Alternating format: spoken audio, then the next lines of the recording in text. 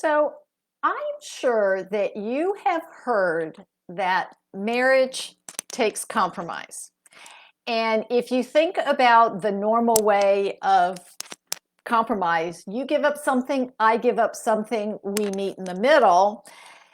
That's really what makes it problematic. And today I'm going to be sharing 3 reasons why you should not follow this marriage advice.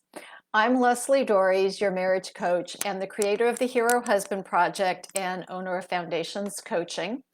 And so, what happens when you're trying to resolve something with your spouse? You have a position, she has a position.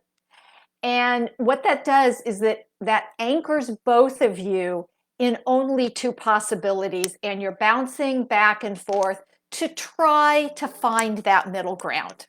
And what ends up happening is instead of being able to see the entirety of options, you end up settling. And most of us really don't want to settle in our marriages. We actually want to feel good in our marriages. So that's problem number 1.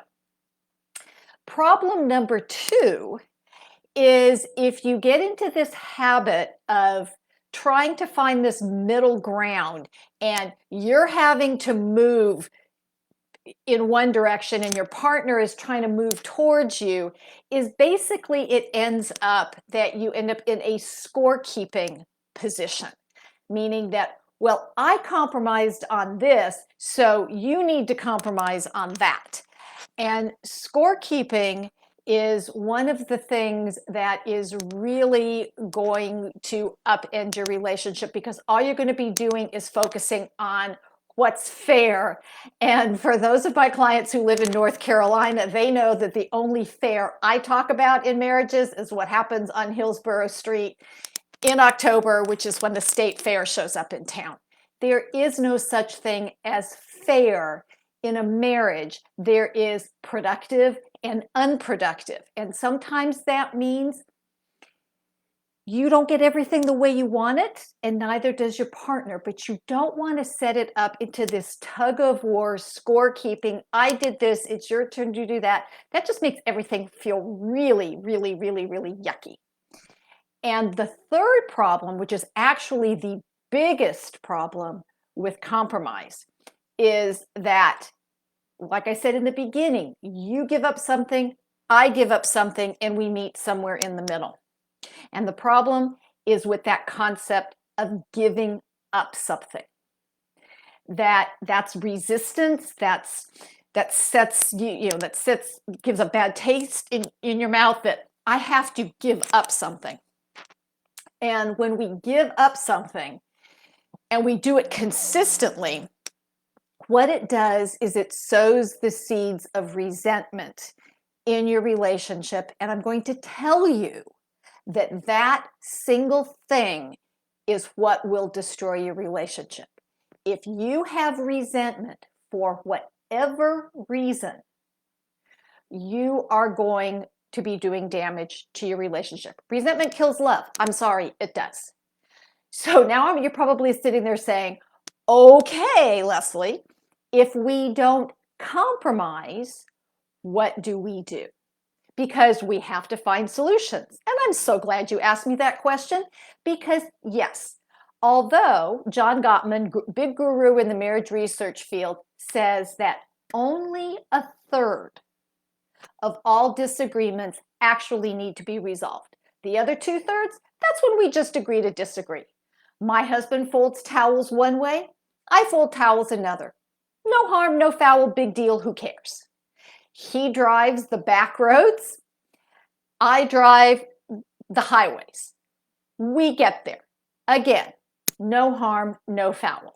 Now, when you're talking about where are you going to live or how many children you're going to have or where you're going on vacation, yes, you do need to come to agreement. But what you don't need to do is to give up things. What you do is you learn how to negotiate. And what this does is you identify what the issue is. Where are we going to go on vacation? Or where do we want to live? And then you start looking at the possibilities. And there may be some constraints on that, meaning that you're going to want to live close to where one or both of you have your jobs, right? It's, commute comes into play, or how much money do we have to go on vacation, or can we even get to that location because, oh, COVID. There are all kinds of reasons, but when we when you take off the limitations of what one person sees as the option and another person sees as an option, then you've got a whole bunch of things to choose from. And what you're going to want to do then is take a look at each one of those things to find the one that is the best fit for what you're trying to do. And what that means is you're not giving up something, you're choosing something. Here are 10 options. We're choosing number 3. We're not giving up the other 9.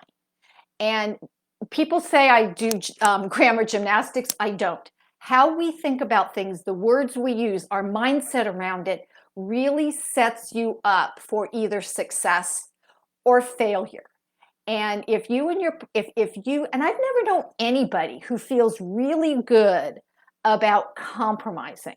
They usually feel like I just had to give up something that really mattered to me, as opposed to having a discussion and choosing the one that's the best fit. And in my view, and this keeps you from settling too. This means we've chosen an option that we both can embrace, support, and implement, which by my definition in marriage is a win-win-win. You win, your partner wins, your relationship wins. So if you'd like to know more about how to do that, because it's actually a skill you can learn, I'd love to help.